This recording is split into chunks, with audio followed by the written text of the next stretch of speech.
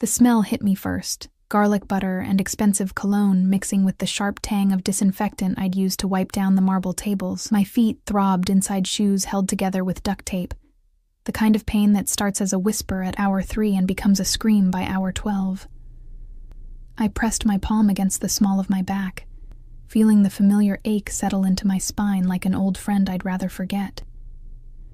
"Table 7 needs water," Marcus barked from behind the bar, not bothering to look up from the wine glass he was polishing to impossible brightness. Everything at Celestino's had to shine. The silverware, the floors, even us servers were expected to glow with manufactured enthusiasm, no matter how dead we felt inside. I grabbed the crystal pitcher, its weight familiar in my exhausted grip, and wove through the dining room. Friday nights were always brutal, but tonight felt different. There was a charge in the air, a tension I couldn't name, the usual clientele, lawyers celebrating wins, hedge fund managers entertaining mistresses, old money proving they still had it. Seemed subdued, voices lower than normal, eyes cutting toward the private section in the back. That's when I saw him. Not fully, not at first. Just fragments, the edge of a charcoal suit that probably cost more than 6 months of my rent. Cufflinks catching the low amber light, a hand, masculine, powerful, with a signet ring that looked ancient, resting on the white tablecloth. His section was cordoned off, separate from the rest of the dining room by a frosted glass partition that turned him into a shadow, a suggestion of danger rather than a complete picture. 2 men flanked the entrance to his area. Not servers, not guests. Their suits were different, functional, built to hide things. Their eyes never stopped moving, cataloging exits, tracking hands, measuring threats. I'd seen men like this before, in the neighborhood where I grew up, before foster care scattered us like seeds in a storm. Men who made their living ensuring other men stayed alive. "Don't stare," Marcus hissed, suddenly at my elbow. His fingers dug into my arm with surprising strength. "And for God's sake, don't go over there." I wasn't planning to. Mr. Castellano handles that section personally, no one else. Understand? I nodded, but curiosity had already sunk its teeth in. Who was important enough to require armed babysitters at dinner? I'd served celebrities, politicians, even a man who'd been on the cover of Forbes. None of them had ever warranted this level of security. The night crawled forward. My section filled and emptied, filled again. I smiled until my face hurt, laughed at jokes that weren't funny, pretended not to notice wandering hands, or the way some men looked at me like I was part of the menu. The tips were decent. They had to be, or I'd lose the apartment. And then where would I go? Back to the shelter? Back to sleeping in my car? By 10:30, most of the dining room had cleared. My feet had progressed beyond pain into numbness, which was almost worse. I was wiping down table 12 when I heard it. A crash from the kitchen, followed by rapid-fire Italian that sounded more like violence than language. Mr. Castellano burst through the kitchen doors, his round face purple with rage. "Incompetent. All of you." That was for Mr. Vitale, you understand? For him. My stomach dropped. I knew that name. Everyone in the city knew that name, even if they pretended not to. Dante Vitale, the man they whispered about in the same breath as words like family and organization and other euphemisms for a world most of us pretended didn't exist. Someone needs to take this out now. Castellano's eyes swept the kitchen, landing on the only other server present, Maria, who was 7 months pregnant and looked ready to cry. "I'll do it," I heard myself say. The words came out before wisdom could stop them.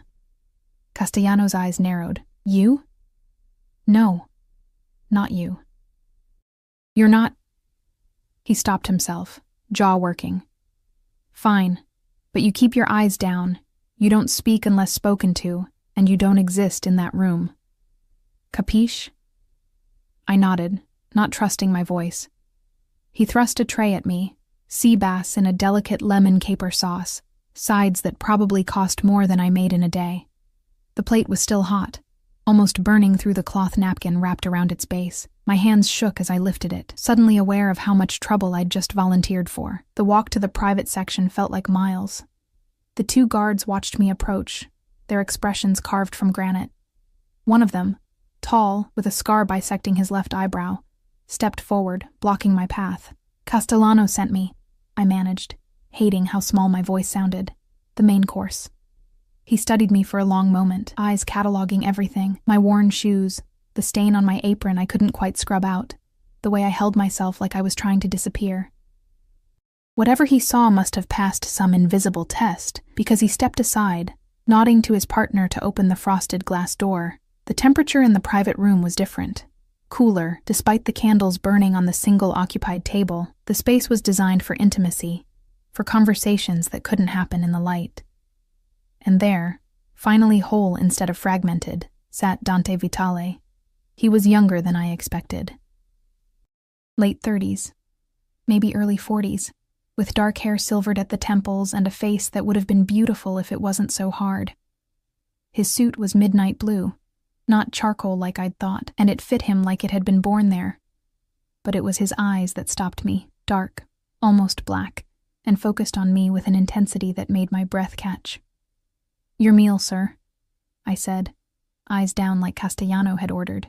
I could feel him watching me as I approached, every nerve in my body screaming at me to run. The tray felt impossibly heavy.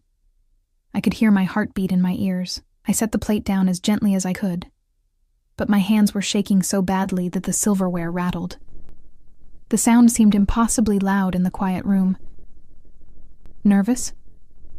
His voice was lower than I expected, with an accent that suggested Italian roots refined by American schools. "No, sir. Just tired." The lie tasted bitter. "Look at me." It wasn't a request. I raised my eyes, meeting his gaze, and felt something shift in my chest. Up close, I could see details I'd missed from across the room, a thin scar above his right eyebrow, the shadow of stubble along his jaw, the way his mouth curved with something that might have been amusement, or might have been something darker. "What's your name?" "Elena." Another lie. Elena was easier than explaining that my real name, Lily Martinez, was attached to too many bad memories, too many case files in the foster system. "Elena." He repeated it like he was tasting it, testing it. "You're new." 3 months. I should leave. Every instinct told me to step back, to retreat to safety. But I was trapped by his gaze, by the weight of his attention. "Do you like working here?" What a strange question. "It pays the bills." Something flickered in his eyes. Approval? Recognition? Honest. "I appreciate that." He gestured to the chair across from him. "Sit." "I can't. I'm working, and Mr. Castellano works for me." The words were soft, but they hit like a bomb.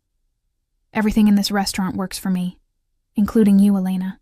Now sit." My legs gave out more than I consciously chose to obey. I sank into the chair, acutely aware of how out of place I was. My stained apron, my tangled hair escaping its bun, the smell of kitchen grease that probably clung to me. Across from me, Dante Vitale sat like a king in his castle, perfectly composed, perfectly controlled. He didn't touch his food. Instead, he watched me with those dark, unreadable eyes. "You're afraid of me. Should I be?" The corner of his mouth lifted. "Most people are. But you're still here. Why?" "You told me to sit. I tell a lot of people to do a lot of things. Not all of them obey." He leaned forward, elbows on the table, close enough that I could smell his cologne. Something with cedar and smoke, expensive and intoxicating. "You interest me, Elena. Do you know why?" I shook my head, not trusting words. "Because you're invisible. I watched you tonight, moving through the dining room like a ghost. People look through you, not at you. That's a rare skill." His eyes traveled over my face, lingering on details I wished I could hide. "But I see you. Every broken piece." My throat tightened. "I should go." "Not yet." He reached across the table, and I froze, certain he was going to touch me. But his hand stopped just short of mine, hovering there like a promise or a threat. "I'm going to make you an offer, Elena. And before you refuse, I want you to think very carefully about what you have to lose." This was it. This was the moment good sense screamed at me to run, to call for help, to do anything but sit here with this dangerous man in his private room. But I was so tired. Tired of being invisible. tired of barely surviving, tired of wondering if tomorrow would be the day I finally broke. What offer? My voice came out as a whisper. He smiled then, and it was the most terrifying thing I'd ever seen. Not because it was cruel, but because it was genuine. Work for me. Not here, serving tables. Something better. I need someone invisible, someone people underestimate, someone hungry enough to take a risk. I don't understand. You don't have to. Not yet. He pulled back, reaching inside his jacket. For one heart-stopping moment, I thought he was going for a gun, but when his hand emerged, it held only a business card, thick, expensive paper with nothing but a phone number embossed in silver. Think about it. Call me when you decide. He stood, and I scrambled to my feet, nearly knocking over my chair. He was taller than I'd realized, his presence somehow filling the entire room. One of the guards appeared at the door, a phantom responding to a signal I hadn't seen. The meal was excellent, Dante said, his tone shifting to something more formal, more distant. My compliments to the chef. He walked past me, close enough that I felt the heat of him, smelled that intoxicating cologne, close enough that I could have reached out and touched him, though I didn't dare. The guard followed, and then they were gone, leaving me alone in the private room with a cooling plate of sea bass and a business card that felt like it was burning a hole in my palm. I stumbled back to the main dining room in a daze. Castellano was waiting, his eyes sharp with suspicion. Well, any problems? No. He said the meal was excellent. Good. But he didn't look relieved. If anything, he looked more worried. Go home, Elena. It's late. I cleared the rest of my section on autopilot, my mind replaying every word, every look. The business card was tucked into my apron pocket, a dangerous secret pressed against my hip. I should throw it away. I should forget this ever happened, but when I finally clocked out and stepped into the cold November night, the first thing I did was pull out that card. Under the harsh glow of the streetlight, I stared at those silver numbers and felt something shift inside me. Something reckless, something desperate, something that whispered that maybe, just maybe, being invisible wasn't the only way to survive. I should have walked away. Should have gone back to my tiny apartment with its leaking ceiling and its locks that didn't quite work. Should have forgotten about Dante Vitale and his dangerous eyes and his offer that couldn't possibly be legitimate. Instead, I pulled out my phone. My thumb hovered over the numbers, trembling. One call. That's all it would take to step off the cliff into free fall. The phone was ringing before I could change my mind. Once. Twice. 3 times. Then a voice, smooth as aged whiskey. I knew you'd call. Tomorrow, noon. I'll send a car. The line went dead before I could respond, before I could ask the 100 questions crowding my throat. I stared at my phone, the screen dark now, reflecting my pale face back at me. What had I just done? The walk to my apartment building felt different that night. The shadows seemed deeper, the streetlights dimmer. Every sound made me jump, a cat knocking over a trash can. Distant sirens. The rumble of the subway beneath my feet. I clutched my jacket tighter, the business card still in my pocket like evidence of a crime I hadn't yet committed. My building was in the kind of neighborhood real estate agents called up and coming, which meant poor people were being slowly pushed out by coffee shops we couldn't afford. The elevator was broken again, so I climbed 4 flights of stairs, each step a small agony on my destroyed feet. The hallway smelled like Mrs. Chen's cooking, ginger and soy sauce, and for a moment, I felt almost normal, almost safe. Inside my apartment, I kicked off my shoes and sank onto the futon that served as both couch and bed. The space was barely 300 square feet, a studio with a kitchenette, a bathroom the size of a closet, and a window that overlooked a brick wall. But it was mine. I'd fought for every square inch of it, worked doubles and triples, survived on ramen and hope. Now I was risking it all for a phone call to a man I didn't know. A dangerous man. I didn't sleep that night. I lay in the dark, watching headlights sweep across my ceiling, listening to the couple upstairs fight, to the baby next door cry, to all the sounds of life being lived in tiny, desperate boxes. When dawn finally crept through my window, I felt hollowed out, scraped clean of everything but a strange, humming anticipation. The morning passed in slow motion. I showered, standing under water that never got quite hot enough, washing away the smell of the restaurant. I tried on 5 different outfits, not that I had many to choose from, before settling on jeans and a sweater that only had one small hole, easily hidden. I looked at myself in the bathroom mirror, really looked, and saw what Dante must have seen. A woman barely holding on, all sharp edges and shadows, 26 years old, but aged by survival. At 11:30, I went downstairs to wait.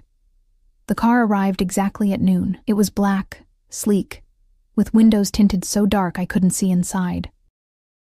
Nothing about it screamed mob car, but nothing about it suggested legitimate business either.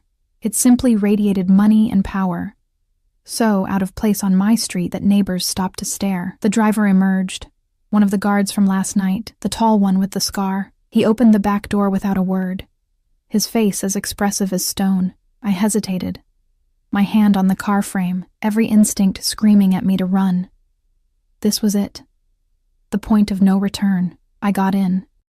The interior smelled like leather, and that same cedar smoke cologne. The seats were obscenely comfortable, the kind of luxury I'd forgotten existed. The guard closed the door, sealing me in, and slid behind the wheel.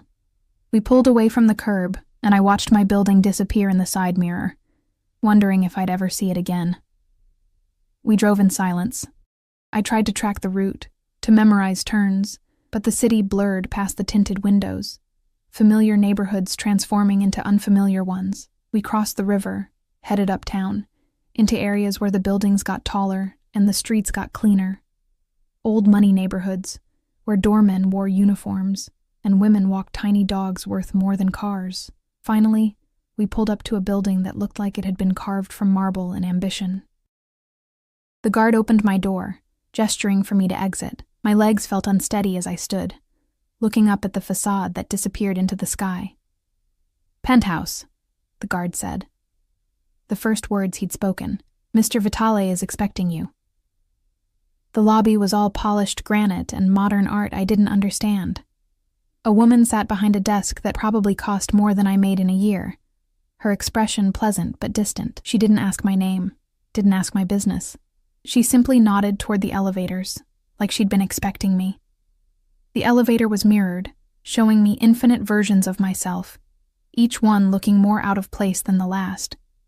I watched the numbers climb, 30 floors, 40, 50. My ears popped. My heart hammered against my ribs so hard I thought it might crack through.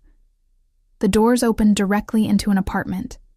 Not a hallway, not a foyer with multiple units, just an apartment. His apartment. The entire 52nd floor. "Come in, Elena." His voice came from somewhere deeper in the space. I stepped out of the elevator, and it closed behind me with a soft whisper, cutting off my escape route. The penthouse was all floor-to-ceiling windows, offering views of the city that made me dizzy.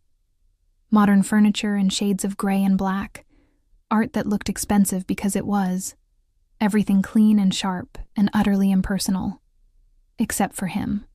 Dante stood by the windows, backlit by noon sun that turned him into a silhouette, a shadow king surveying his domain. He'd traded last night's suit for something more casual. Black pants, a white shirt with the sleeves rolled up, revealing forearms corded with muscle and traced with scars. No tie. Top button undone. Somehow, the informality made him more dangerous, not less. "You came." He turned, and the light caught his face. In daylight, he looked different. Not softer, but more real. More human. The lines around his eyes suggested he smiled sometimes, even if he wasn't smiling now. "You sent a car." My voice sounded steadier than I felt. "Most people would have run." He moved toward me, each step deliberate, controlled. "But you're not most people, are you, Elena?" "I don't know what I am." Honest again. I like that. He stopped a few feet away, close enough that I had to tilt my head back to meet his eyes. "Are you hungry?" The question was so unexpected that I almost laughed. "What?" "Lunch." Have you eaten? He gestured toward a dining area I hadn't noticed, where a table was set for two, dishes covered with silver domes. I thought we should talk properly. Hard to negotiate on an empty stomach. Negotiate. The word hung in the air between us, heavy with implications I didn't fully understand. But my stomach growled, betraying me. I hadn't eaten since yesterday afternoon. A stale bagel someone left in the break room. I could eat, I admitted. His smile was quick, almost boyish. It transformed his face completely, made him look young and dangerous and utterly compelling. Good. Come. He pulled out a chair for me and I sat, feeling like an imposter in a play I didn't know the lines to. He sat across from me, lifting the domes to reveal food that belonged in a magazine. Fresh pasta with truffle shavings, salad that actually looked like it came from a garden, bread still warm from some oven I'd never see. You don't have to be afraid to eat, he said, serving me portions I'd never finish. I didn't bring you here to starve you. Why did you bring me here? The question escaped before I could stop it. He set down the serving spoon, his eyes finding mine. Because I meant what I said. I need someone invisible, someone hungry, someone with nothing to lose. Everyone has something to lose. Do they?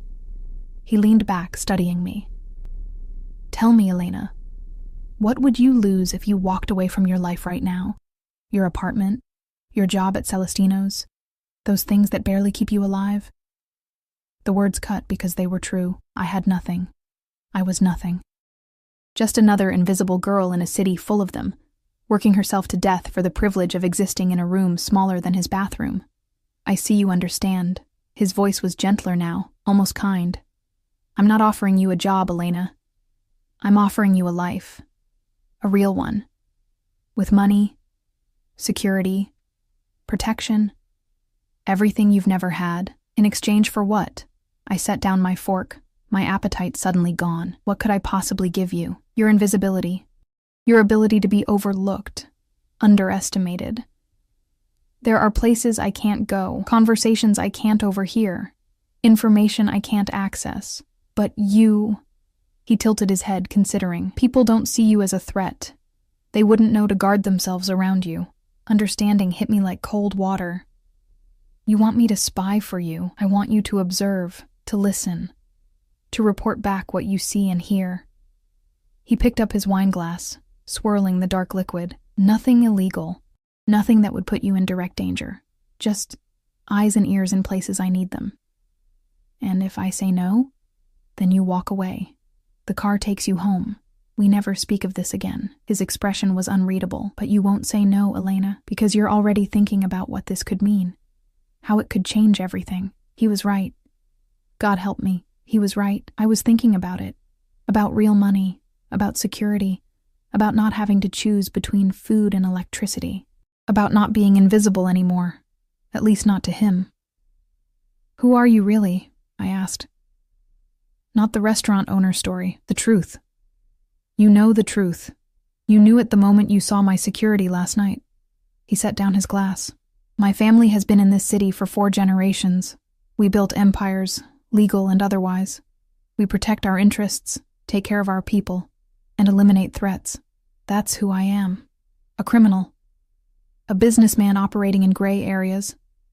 His eyes hardened slightly. Don't pretend the legal world is any cleaner, Elena. The only difference is paperwork. I should have been horrified. Should have stood up, demanded to leave, called the police. But sitting in his penthouse, eating food I could never afford, looking into eyes that saw me when everyone else looked through me, I felt something else entirely. Something dangerous and reckless and alive. What would I have to do? My voice was barely a whisper. He leaned forward, and the air between us shifted, became charged with possibility. For now, keep working at Celestino's, be exactly who you've always been. But watch, listen, tell me who meets with whom, what conversations happen in corners, what deals are made over dessert. The restaurant is, shall we say, a popular meeting place for certain business interests. You want me to spy on your own restaurant? I want to know who's using my establishment for their negotiations. Knowledge is power, Elena, and I make sure I always have more than anyone else. He reached across the table, and this time, his fingers brushed mine. The contact sent electricity up my arm. In exchange, I'll pay you. Real money. Enough to leave that apartment, that job, that life behind. Enough to finally breathe. His touch was warm, almost gentle, at odds with everything he represented. I should pull away, should maintain distance, but I didn't. I sat frozen, caught in his gravity like a moon trapped in orbit around a dark planet. Think about it, he said softly. Take today, tomorrow, as long as you need. But Elena? His fingers tightened on mine, just enough to send a shiver down my spine. Once you say yes, there's no going back. You'll be mine, under my protection, my responsibility. That means something in my world. It means everything. The word mine hung in the air between us, loaded with meanings I was afraid to examine too closely. This wasn't just a job offer. This was something else, something that made my pulse quicken, and my stomach clench with equal parts fear and anticipation. I need to think, I managed. Of course. He released my hand, and I felt the loss of his touch like a physical thing. Marco will take you home, but Elena? Don't take too long to decide. Opportunity doesn't wait, and neither do I. The drive back was a blur. I sat in the back of that expensive car, my mind racing, replaying every word, every look, every moment his skin had touched mine. The guard, Marco, apparently, drove in silence, giving me space to spiral. When we pulled up to my building, the contrast was almost offensive. From penthouse to poverty in 30 minutes. Marco opened my door, handed me a black envelope, and drove away before I could ask questions. Inside the envelope was cash. More cash than I'd ever seen in my life. Enough for 3 months' rent, or food for 6 months, or a new start somewhere far from here. And a note, written in strong, slashing handwriting, an advance. Good faith. Call me when you decide. D. I stood on my crumbling stoop, holding more money than I'd made in half a year, and felt the last of my resistance crumble. He'd already bought me, and we both knew it. The only question was whether I'd admit it. That night, I lay in bed counting the money, feeling the crisp bills between my fingers, imagining all the things I could do with it. All the ways my life could be different. Better. Less impossible. At 2 a.m., I picked up my phone. His number was still there, burned into my recent calls. I typed, "I'm in." The response came immediately, like he'd been waiting. "Good girl. Tomorrow night. Wear something nice. I'm taking you to dinner." I stared at those words, at "good girl," at the casual command, at the assumption that I'd obey. I should have been angry, should have told him where to shove his dinner invitation. Instead, I felt heat spread through my chest, dangerous and addictive. "What time?" I typed back. 8. Marco will pick you up. And Elena, don't be afraid. I protect what's mine. There it was again. That word. Mine. I was in so much trouble, and the worst part was, I didn't want to escape. I spent the entire next day in a state of anxious energy that made my hands shake and my stomach twist. The money from Dante sat hidden in my freezer. A trick I'd learned in foster care, where the least likely place was sometimes the safest. I'd counted it 3 times, $5,000, more than I'd saved in 2 years of working myself to exhaustion. At 6 p.m., I stood in front of my closet, staring at the limited options with growing panic. "Wear something nice," he'd said. But nice was relative when your entire wardrobe came from thrift stores and clearance racks. I settled on a black dress I'd bought for a job interview that never happened. Simple, a little loose, but it would have to do. I paired it with the only heels I owned, borrowed from a roommate 3 apartments ago who I'd lost touch with. In the bathroom mirror, I barely recognized myself. I'd washed my hair twice, used the expensive conditioner I saved for special occasions, even attempted makeup with a YouTube tutorial playing on my cracked phone screen. The result was acceptable. Not beautiful, not transformed, but maybe not quite so invisible. At 7:50, I went downstairs to wait. The car arrived at exactly 8. Marco emerged, his expression unchanging as he took in my appearance. If he had opinions about my dress or my shoes or the fact that I was clearly out of my depth, he kept them to himself. He simply opened the door and waited. This time, I noticed details I'd missed before, the way he scanned the street before letting me enter. The slight bulge under his jacket that suggested a weapon, the earpiece partially hidden by his hair. This wasn't just a driver, this was a soldier, and I was cargo precious enough to require protection. The thought should have terrified me. Instead, it made me feel strangely valued. We drove to a part of the city I'd never been to, where the buildings were older but grander, where history soaked into the cobblestone streets. Marco pulled up to a restaurant with no sign, just a red door with a brass knocker shaped like a lion. He opened my door, gestured for me to exit, and to my surprise, followed me to the entrance. He knocked twice. The door opened immediately. Inside was dim, intimate, all dark wood and candlelight. A woman in an elegant black suit appeared instantly, her smile warm, but her eyes sharp as she assessed me. "Miss Martinez, Mr. Vitale is waiting." She knew my real name, not Elena. Lily Martinez, the name I'd tried to leave behind with everything else from my past. My blood ran cold. The woman led me through the restaurant, only half full, with guests who spoke in low voices and barely looked up as we passed. Private booths lined the walls, each one offering seclusion and shadows. We climbed a staircase to a second floor I hadn't known existed, and there, in a private dining room with windows overlooking the city, sat Dante. He stood as I entered, and the sight of him stole my breath. He wore a dark gray suit that made his eyes look almost black, his hair swept back, a watch on his wrist that probably cost more than my car had before it died. But it was the way he looked at me, really looked like I was the only thing in the room worth his attention, that made my knees weak. Lily. My real name in his mouth sounded different. Intimate. "You look beautiful. You know my real name."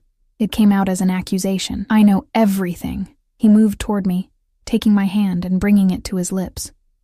The kiss was brief, formal, but it sent fire racing up my arm. Did you think I'd make an offer without knowing exactly who I was dealing with? Lily Marie Martinez, born in St. Mary's Hospital. Mother died in childbirth, father unknown. Foster care from infancy, 7 different homes before you aged out at 18. Worked 3 jobs to put yourself through community college, dropped out after a year because you couldn't afford both food and tuition. Each word was a knife, cutting open parts of myself I'd sewn shut. Stop. You've been invisible your whole life, Lily. Not because you chose it, but because the world decided you didn't matter.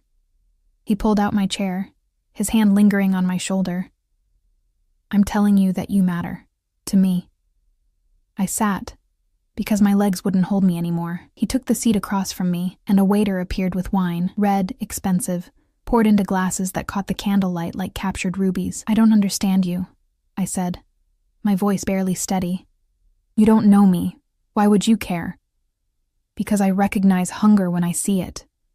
He lifted his glass, waiting for me to do the same. "Not for food, Lily. For more. For better. For a life that means something beyond survival. I've seen that hunger in the mirror my entire life. You?" I almost laughed. "You have everything. Now. Not always." His eyes darkened with something that might have been memory. My father was a soldier in the Vitale family. Low level, expendable. He died when I was 10, a bullet meant for someone more important. My mother cleaned houses to feed us. I wore hand-me-downs and went to bed hungry more nights than not. The revelation stunned me. "But you're the head of the family now, yes." He set down his glass, because I was hungry enough to take it. Smart enough to see opportunities others missed. Ruthless enough to do what needed to be done. I clawed my way up from nothing, Lily. Just like you're going to. I'm not ruthless. No. But you're a survivor. That's better. He leaned forward, his intensity pinning me in place. Ruthlessness burns out. Survival? That's a fire that never dies. The waiter appeared with the first course, something delicate and artistic that I was almost afraid to eat. Dante watched me take the first bite, his expression unreadable. "Tell me about foster care," he said. Which home was the worst? The question caught me off guard. People never asked about my past. They either didn't care, or didn't want to know. The third one, the Hendersons. They took in kids for the money, kept us like we were inventory. 5 of us in one room, locks on the kitchen cabinets, food measured out like we might steal it. Did you? Steal food? I met his eyes. Yes, all the time. I got good at it. His smile was approval and understanding mixed. Good. Never apologize for surviving. Is that what you tell yourself? When you do whatever it is you do. I don't apologize for anything, Lily. I act, I accept the consequences, I move forward. He paused, studying me. Does it bother you? What I am. I thought about lying, about saying yes, about maintaining some moral high ground. But sitting across from him, remembering the cash in my freezer, knowing I'd already accepted his money, what was the point? I don't know. Maybe it should. But I keep thinking about how the legal world hasn't done anything for people like me. Foster care was legal. Poverty wages are legal. Eviction for being $10 short on rent is legal. So maybe your way isn't worse. Just more honest. Careful, Lily. His voice dropped lower, intimate. You're starting to sound like you belong in my world. Maybe I do. The wine was making me brave, or maybe it was his attention, his interest, the way he looked at me like I mattered. What happens now? You said I'd spy for you at the restaurant. When do I start? Tomorrow night. You work the Friday shift, yes? When I nodded, he continued. There's a meeting happening. Table 16, 9 p.m. 3 men, Anthony Russo, James Chen, Marcus DeMarco. They're negotiating a contract for the ports, trying to cut my family out. I need to know the details. Numbers, timeline, who's backing them. How am I supposed to get that close? I'm just a server. Exactly. You're furniture to them. Invisible. They won't guard their words around you. He pulled a small device from his pocket, something that looked like a pen. Keep this in your apron. It records audio. Clear the table slowly, linger nearby. They won't even notice you're there. I took the pen, feeling its weight. And if they do notice? They won't. But if something goes wrong, if you feel unsafe for even a moment, you walk away. You text this number. He slid a card across the table with a different number than before. And Marco will be there in under 5 minutes. Your safety is more important than any information. Why? The question escaped before I could stop it. Why do you care if I'm safe? He was quiet for a long moment, his eyes searching my face like he was looking for something specific. When he spoke, his voice was different. Lower, more raw. Because you're mine now, Lily. I told you that means something in my world. It means I protect you. It means anyone who hurts you answers to me. It means you don't have to be invisible anymore, except when it serves us both. That word again. Mine. It should have made me angry, should have triggered all my defenses about independence and autonomy. But instead, it made me feel something I hadn't felt in years. Wanted. I don't understand this, I whispered. Us. Whatever this is. Neither do I. He reached across the table, his hand covering mine. His touch was warm, solid, real. I don't make a habit of getting personally involved with assets, but from the moment I saw you in that restaurant, exhausted and invisible and still fighting, I knew you were different. Different how? You remind me of who I used to be. Before the power, before the money, when I was just a hungry kid who refused to stay down. His thumb traced circles on my palm, sending shivers up my arm. I want to see what you become, Lily. When you're not just surviving anymore, when you have room to breathe, to grow, to be more than the world told you could be. The intimacy of the moment was almost unbearable. I wanted to pull away, to protect myself from the inevitable hurt that came from trusting people. But I also wanted to lean in, to close the distance between us, to let myself believe that maybe, just maybe, someone actually saw me. The dinner continued through more courses, each one more elaborate than the last. Dante told me about the restaurant business, the legitimate side at least, and asked about my dreams, my plans, the things I'd wanted before life had beaten them out of me. He listened like my words mattered, like I was telling him secrets worth keeping. By the time dessert arrived, something with chocolate and gold leaf that seemed too beautiful to eat, I felt drunk on more than wine. I felt drunk on attention, on possibility, on the dangerous fantasy that this could be real. "I should tell you something," Dante said, as the waiter cleared our plates. "About tomorrow night. About the men you'll be listening to." The shift in his tone made me focus. "What about him?" "Anthony Russo is connected to the Calabrese family. They've been trying to expand into our territory for the past year. This meeting, if they're successful in cutting us out of the port contracts, it's not just business. It's a declaration of war." The word hung between us, heavy and ominous. War? In our world, business disputes don't end in court, Lily. They end in blood. His expression was hard now, the softer man from earlier replaced by something colder. "That's why I need this information. Not for profit, for survival. For my family, my people. For you, now that you're part of this." "I'm not part of anything. I'm just listening to a conversation. You became part of this the moment you took my money, the moment you got in the car, the moment you said yes." He stood, moving around the table until he was beside me, looking down with those dark, intense eyes. "I need you to understand what you're involved in, Lily. This isn't a game. These aren't good people we're dealing with. If they found out you were working for me, you said I'd be safe. I will keep you safe, but you need to be smart, careful. If anything feels wrong, you walk away." He cupped my face in his hands, the gesture surprisingly gentle. "Promise me." "I promise." My voice sounded breathless, and I hated how much I liked the feel of his hands on my skin, the way his touch made me feel precious and protected. Good girl. He released me, but not before his thumb brushed my lower lip, a touch that felt deliberately intimate. "Marco will take you home, tomorrow, after your shift. He'll bring you back here. I want to hear everything." The drive home felt too short. I spent it staring out the window, my mind racing with everything Dante had told me, everything he'd implied. War, blood, danger. I should be terrified, should be planning my escape. Instead, I was planning what I'd wear tomorrow, what I'd say when I saw him again. How I'd prove that he was right to choose me. Back in my apartment, I held the recording pen, turning it over in my hands. Such a small thing. Such a dangerous thing. Tomorrow night I'd cross a line I couldn't uncross. I'd become a spy, an informant, a part of something illegal and violent and wrong. But when I closed my eyes, I didn't see danger.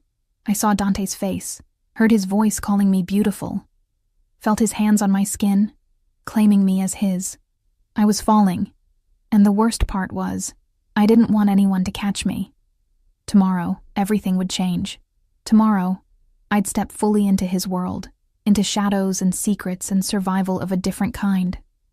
Tomorrow, I'd stop being invisible. I just hoped I'd still recognize myself when I looked in the mirror. Friday night at Celestino's felt different. Every sound was sharper, every shadow darker.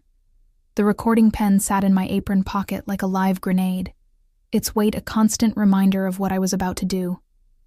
My hands trembled as I tied my apron, and I had to grip the counter to steady myself. "You okay?" Maria asked, her pregnant belly brushing against the prep station as she reached for menus. "You look pale." "Just tired," I lied, forcing a smile. "Didn't sleep well." The dinner rush started at 7, and I moved through it on autopilot, taking orders, delivering food, smiling until my face hurt. But my eyes kept drifting to table 16, still empty, waiting. The pen in my pocket felt like it was burning through the fabric. At 8:45, they arrived. 3 men, exactly as Dante had described. Anthony Russo came first, late 50s, silver hair, expensive suit, the kind of man who expected doors to open before he reached them. James Chen followed, younger, sharper, his eyes constantly moving, cataloging threats. And finally, Marcus DeMarco, built like a boxer gone soft, with hands that looked like they'd broken things, including people. Castellano himself seated them at table 16, treating them with the careful deference reserved for dangerous guests. They ordered drinks, scotch, neat, all 3, and waved away menus. This wasn't about food. I watched from across the dining room, my heart hammering so hard I thought everyone could hear it. How was I supposed to get close? I was assigned to tables 8 through 12, nowhere near them. And even if I could get close, what excuse could I possibly have? Elena. Castellano appeared at my elbow, making me jump. Table 16 needs water. Now. I stared at him, wondering if Dante had arranged this, if Castellano was part of whatever web I'd stumbled into, but his expression gave nothing away. Just impatience, and the usual stress of a Friday night. Yes, sir. I grabbed the crystal pitcher with shaking hands. The walk to table 16 felt like walking to my execution. Each step brought me closer to a point of no return. I could still walk away, could still pretend I was just a server doing her job, could still preserve some piece of my soul that hadn't been bought. But then I thought of Dante's hands on my face, his voice calling me beautiful, the money in my freezer that meant I could finally breathe. And I kept walking. Gentlemen, my voice came out steadier than I felt. Water?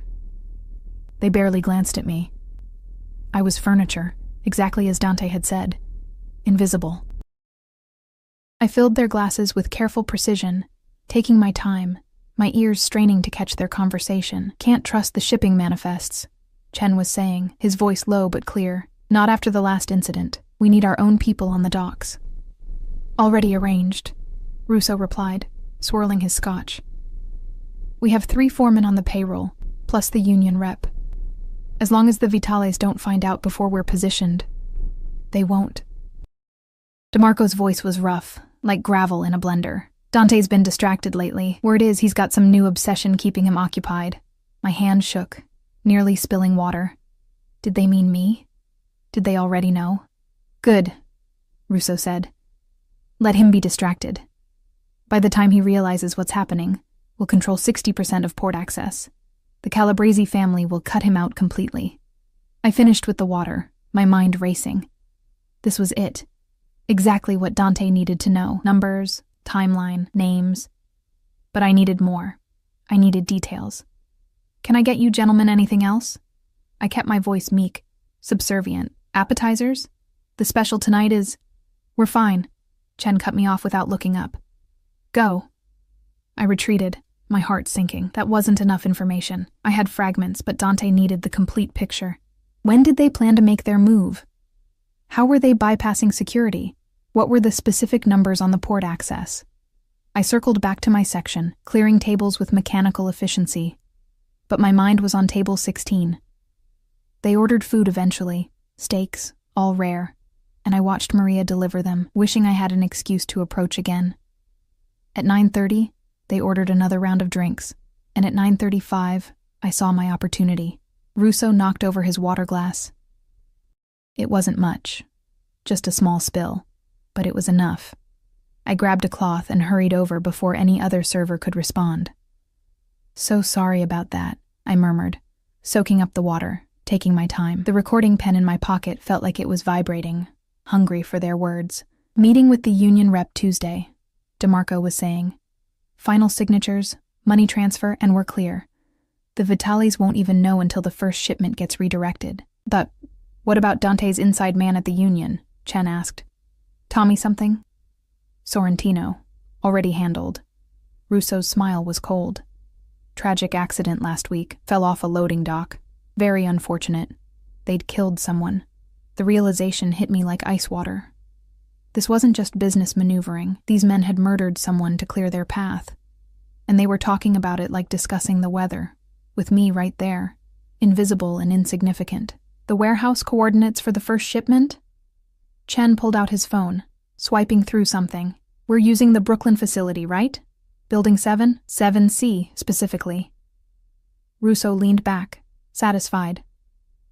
Calabrese wants the first delivery by the 15th. If we pull this off, we're looking at a 60-40 split in our favor. 12 million annually. 12 million.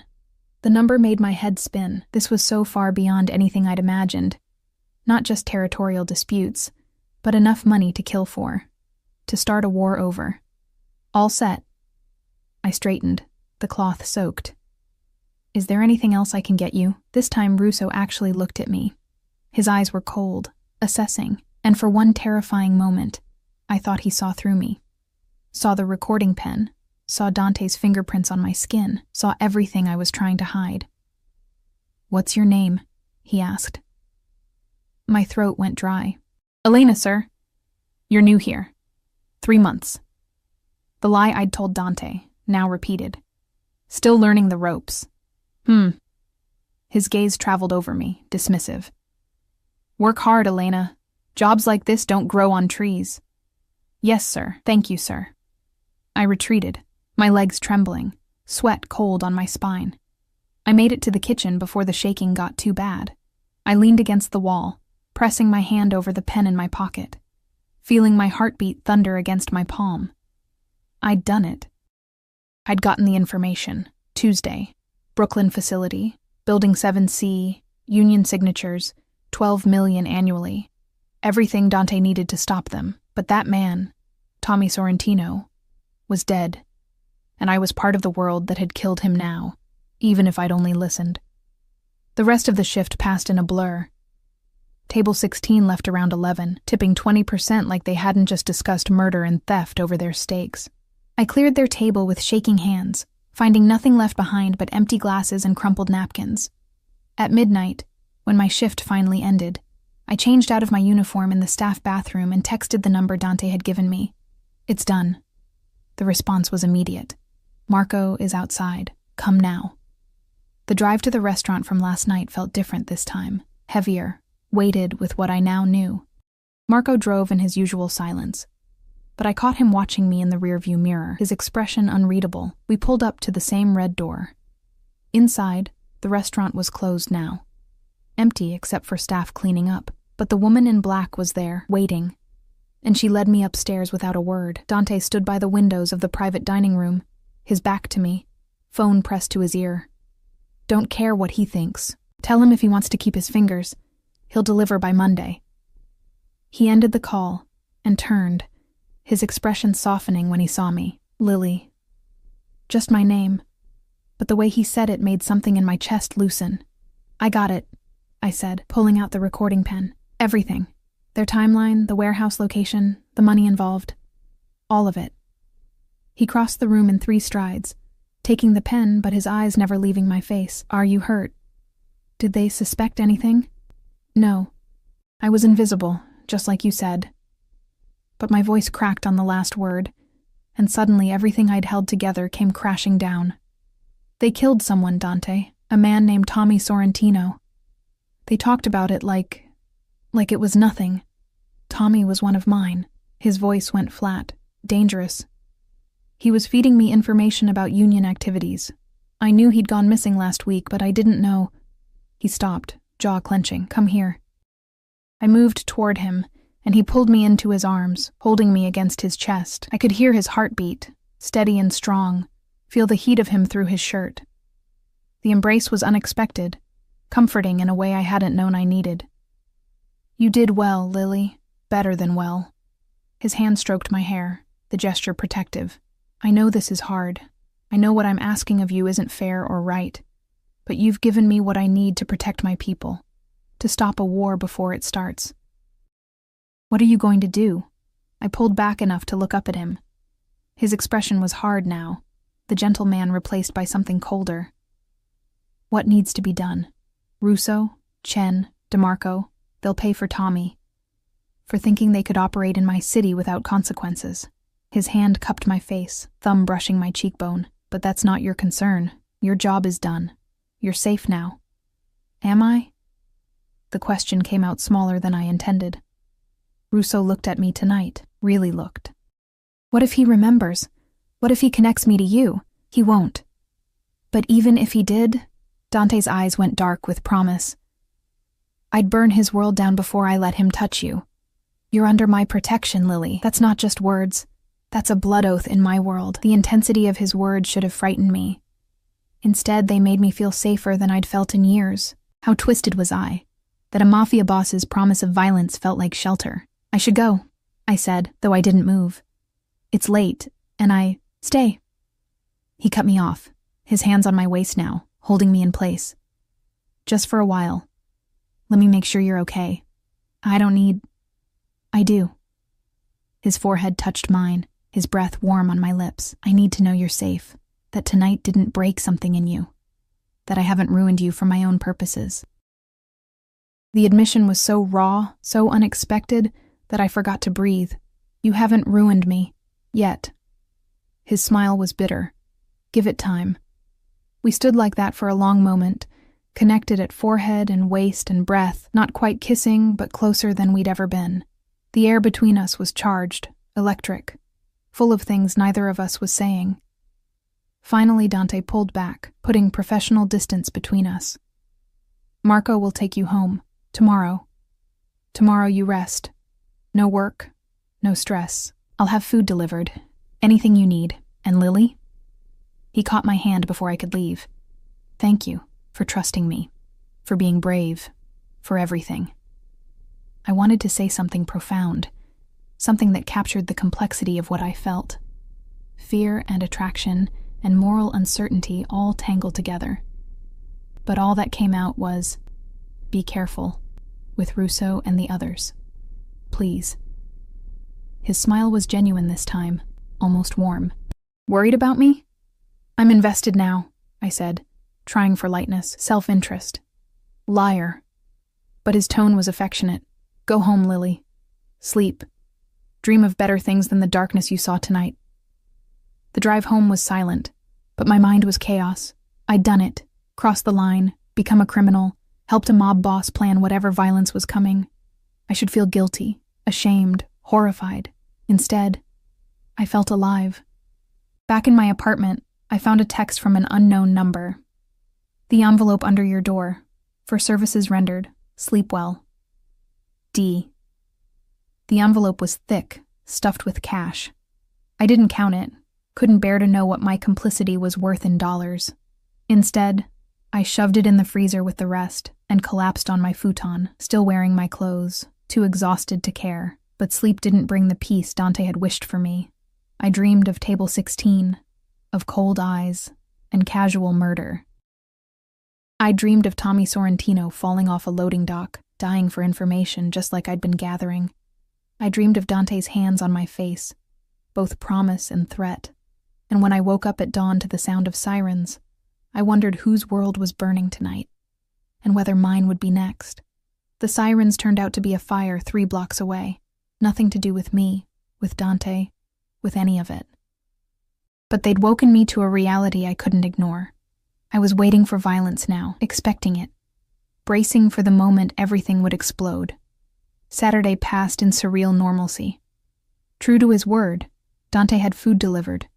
Not takeout, but real meals from restaurants I'd never afford. Brought by silent couriers who disappeared before I could tip them. There was also a box, expensive wrapping paper hiding clothes inside. A cashmere sweater, jeans that actually fit, boots that didn't have holes, and a note. You deserve better than duct tape, D.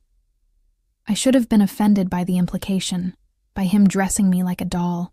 Instead, I put on the clothes and felt something dangerously close to cared for. Sunday, I tried to return to my old life. Laundry, cleaning, the mundane tasks that had once filled my days. But everything felt different now, like I was watching someone else's life through glass. The money in my freezer had grown to nearly $10,000. My rent was paid 3 months in advance. I had food, clothes, security, and all it had cost was my soul. Monday morning, I woke to 37 missed calls from the restaurant. When I finally answered, Castellano's voice was shaking. Where have you been? Jesus Christ, Elena, Lily, whoever you are. You need to get down here now. The police are asking about Friday night, about table 16. My blood turned to ice. What happened? Just get here. And for God's sake, don't say anything until... He stopped himself. Just come. I dressed in my new clothes, my hands shaking so badly I could barely button the jeans. Had they found out? Had Russo remembered my face? Was I about to be arrested for conspiracy, for espionage, for being part of whatever Dante had done? The restaurant was closed when I arrived, but police cars crowded the street. Inside, officers were everywhere, taking statements, examining tables, talking in low voices that stopped when I walked in. Castellano rushed over, his face pale. They want to talk to you, he hissed. About the men at table 16. What you saw, what you heard. I told them you're just a server, you don't know anything, but Miss Martinez? A detective approached. Middle-aged, tired eyes, cheap suit. I'm Detective Morrison. I need to ask you a few questions about Friday night. My throat was dry. Of course. He led me to a booth, pulling out a notebook. You served 3 men at table 16 around 9 p.m. Anthony Russo, James Chen, Marcus DeMarco. Do you remember them? I brought them water, I said carefully, and cleared a spill. But I have a lot of tables. I don't really remember specifics. Did you hear any of their conversation? This was it. The moment where I either protected Dante or protected myself. If I told the truth, admitted I'd been recording them, I'd be complicit in whatever came next. But if I lied, and they somehow knew I was lying... No, I said, meeting his eyes. They barely acknowledged me. I was just there to serve. Morrison studied me for a long moment, and I forced myself not to look away, not to fidget, not to give anything away. Finally, he nodded. Marcus DeMarco was found dead last night. Execution style, professional hit. We're talking to everyone who had contact with him in his final days. The words hit me like a physical blow. Dead. Dante had moved fast, faster than I'd imagined. One of the 3 men from Friday night was already gone. I'm sorry, I managed. That's terrible. But I didn't really know him. I just brought water. And Anthony Russo is in the hospital. Morrison continued, watching my reaction.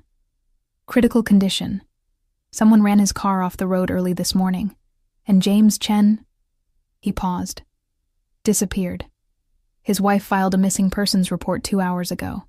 All 3. Dante had gone after all 3 of them in less than 48 hours. The scope of it, the speed, the absolute ruthlessness, it took my breath away.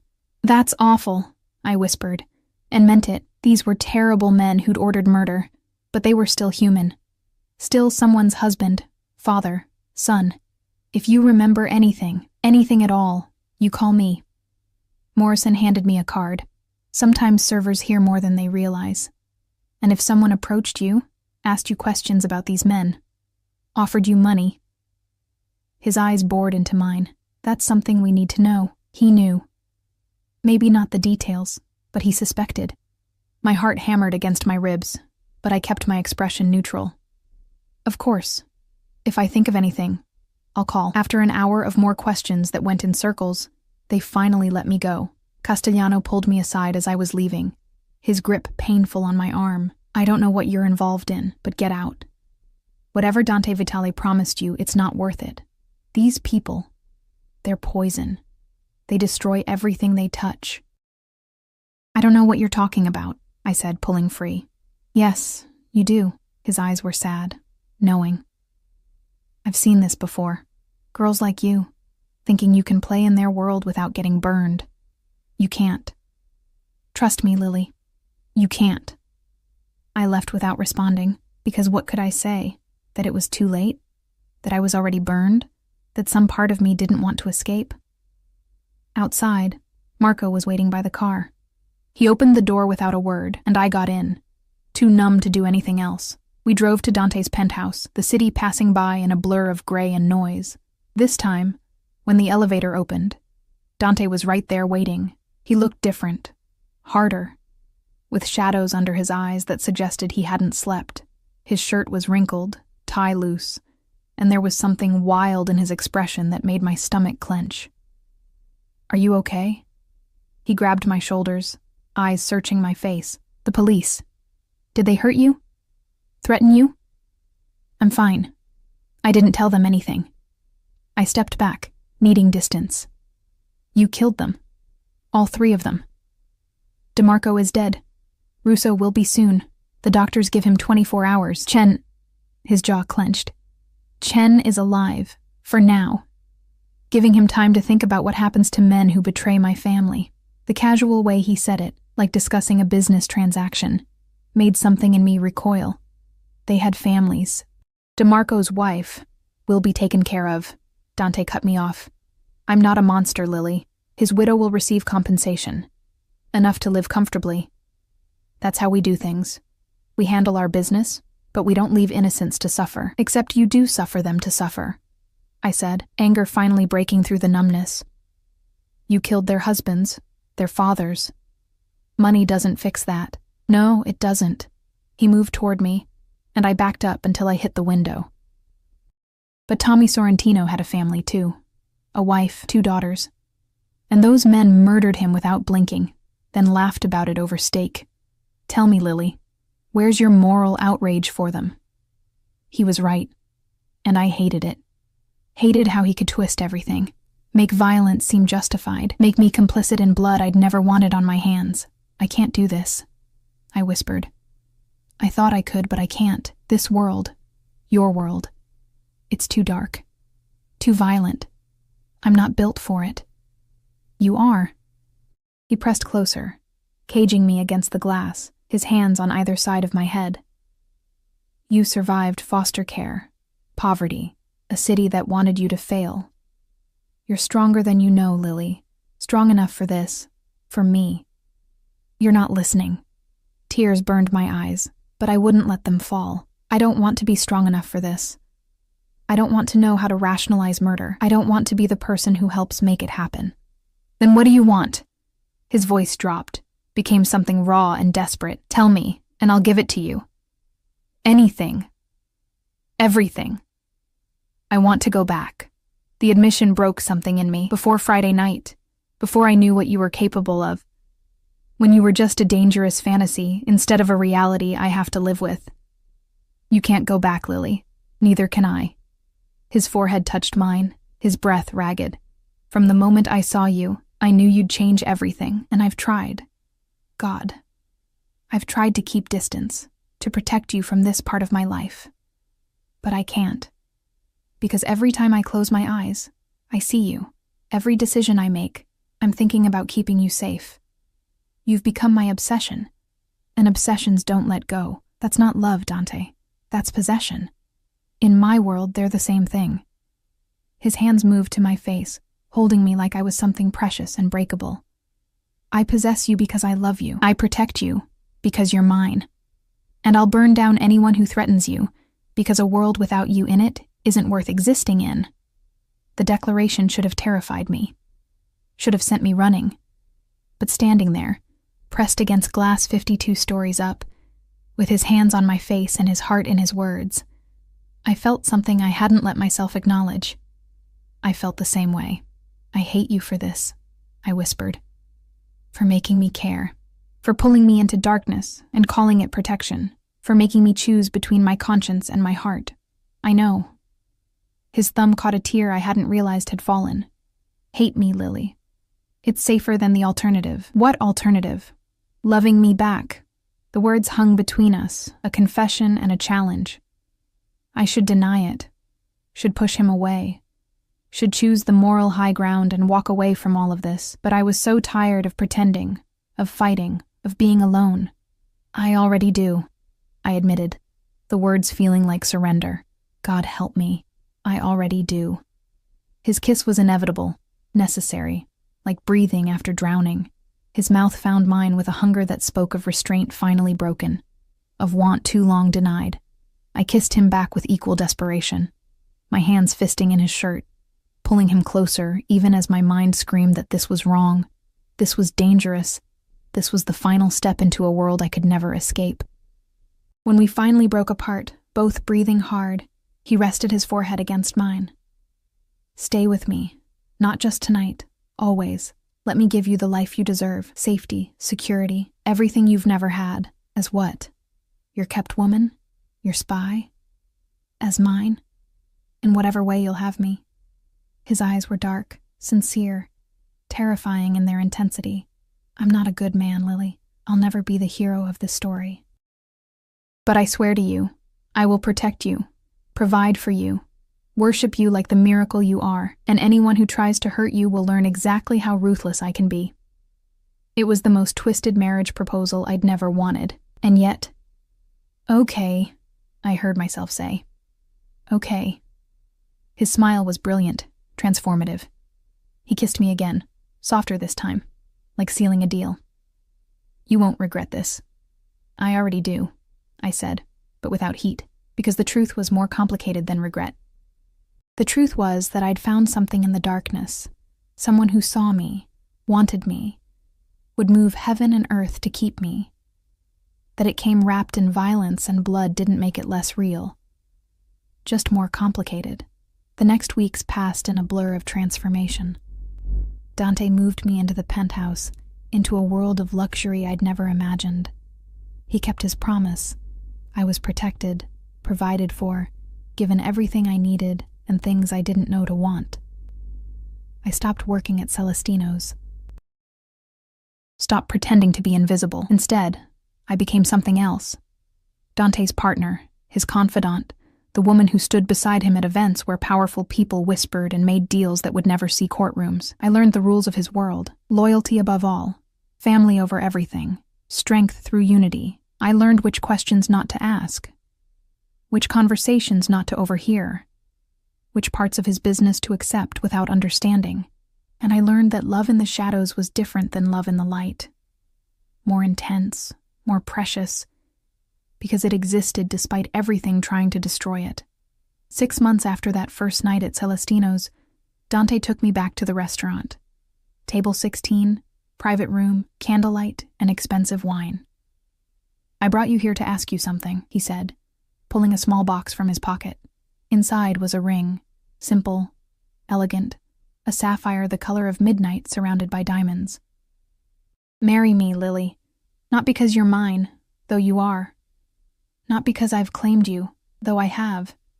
Marry me because despite everything, the darkness, the violence, the impossible complications, we found each other. And that's worth fighting for." I looked at the ring, at the man offering it, at the life spread before me like a feast after years of famine.